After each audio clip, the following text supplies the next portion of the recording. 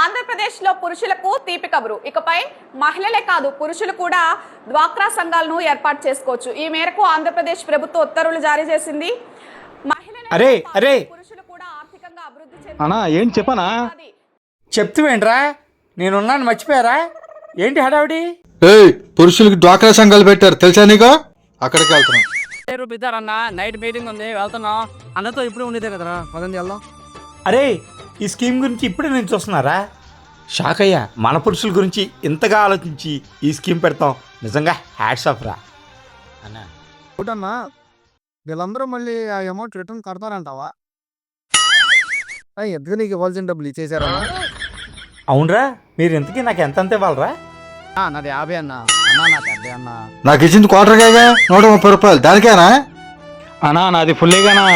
ఇదిరా సంగతి. నాకు ఇవ్వాల్సిన చిన్న చిన్న అమౌంట్లే కడతలేదు, మీకు దీనికే సరిపోదు. ఇంకేంట్రా మీరు డ్వాక్రా డబ్బులు కట్టేది? ఈ రోజు మహిళా డ్వాక్రా సంఘాలు డబ్బులు కడతారు, దానికి కారణం ఎవరన్నా? మన మగజాతే గానా.